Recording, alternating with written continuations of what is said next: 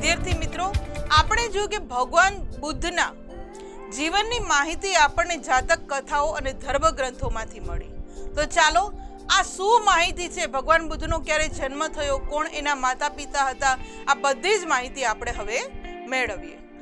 ગૌતમ બુદ્ધનું જીવન વિશે વાત કરીએ તો એના જન્મ સ્થળ, ગૌતમ બુદ્ધનો જન્મ કયા થયો હતો તો કે કપિલવસ્તુ, કે કપિલવસ્તુની અંદર આ ગૌતમ બુદ્ધનો જન્મ થયો હતો. આ કપિલવસ્તુ ક્યાં આવેલું છે તો કે હિમાલય ક્ષેત્ર તરફ નેપાળની તરાઈમાં આવેલું એક રાજ્ય હતું કપિલવસ્તુ. વર્ષો પહેલા આપણને ખ્યાલ છે કે નેપાળ, હિન્દુસ્તાન, પાકિસ્તાન, બાંગ્લાદેશ, ચીન આવા કોઈ પ્રદેશ નહોતા. ત્યારે ફક્ત એ જમાનાની અંદર કપિલવસ્તુ નામનું સ્થળ કે જે હાલમાં આપણે કહી શકીએ કે નેપાળની તરાઈમાં આવેલું એક નાનું એવું રાજ્ય હતું. ત્યાં આ ગૌતમ બુદ્ધનો જન્મ થયો હતો, એટલે કે કપિલવસ્તુની અંદર થયો હતો.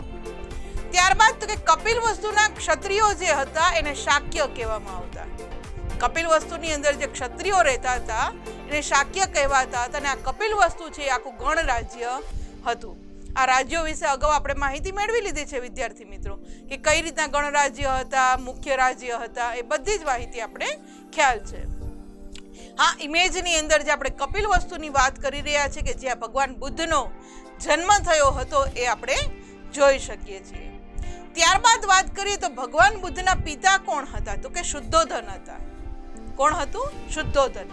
અને આ શુદ્ધોધન છે એ ગણરાજ્યના વડા, એટલે કે ત્યાંના રાજ્ય જે હશે આખું રાજ્ય એના વડા એટલે કે રાજા હશે ત્યાંના. ત્યારબાદ એની માતાની વાત કરીએ તો ભગવાન બુદ્ધના માતા હતા માયાદેવી. શું નામ હતું એનું? માયાદેવી. અને એમ કહેવામાં આવે છે વિદ્યાર્થી મિત્રો, આ ધાર્મિક ગ્રંથોની અંદર લખેલું છે કે ગૌતમ બુદ્ધના જન્મના થોડા દિવસો બાદ જ એમના માતા જે માયાદેવી છે એ મૃત્યુ પામે છે. અને ત્યારબાદ એનું પાલન પોષણ છે એ એના પાલક માતા એટલે કે ગૌતમી માતા છે એ કરે છે, જેના કારણે જ એને ગૌતમ બુદ્ધ નામ આપવામાં આવેલું હતું. તો વિદ્યાર્થી મિત્રો, એને જન્મ દેવાવાળી માં છે એ માયાદેવી હતા, જ્યારે પાલન કરનારી માયા છે એ ગૌતમી હતા. આગળ એની માહિતી આપણે મેળવીશું. બાળપણના નામની વાત કરીએ તો ગૌતમ બુદ્ધનું બાળપણનું નામ શું હતું તો કે સિદ્ધાર્થ હતું. કયું નામ હતું? સિદ્ધાર્થ. આ ઇમેજની અંદર જે આપણે ભગવાન ગૌતમ બુદ્ધની વાત કરી રહ્યા છીએ એને જોઈ શકીએ છીએ.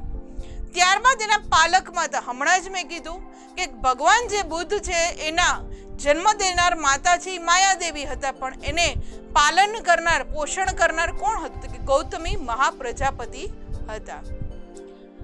ગુરુની વાત કરીએ તો એના ગુરુ હતા આલાર કલામ, કે જે કપિલવસ્તુની બાજુની અંદર બાજુમાં જ એક નાનો એવો આશ્રમ આવેલો હતો. આ આશ્રમના જે સંત હતા આલાર કલામ એ આ ગૌતમ બુદ્ધના ગુરુ હતા. પત્નીની વાત કરીએ તો આ ગૌતમ બુદ્ધના પત્ની હતા, એનું નામ હતું યશોધરા. ત્યારબાદ એમને એક પુત્ર હોય છે, એનું નામ છે રાહુલ. જોયું ને વિદ્યાર્થી મિત્રો, કેટલું સરળતાથી આપણે એક એક સેન્ટેન્સ જે મોટા મોટા બુકની અંદર આપેલા હોય છે એને આપણે સરળતાથી ફક્ત એક એક નામથી યાદ રાખી શકીએ છીએ.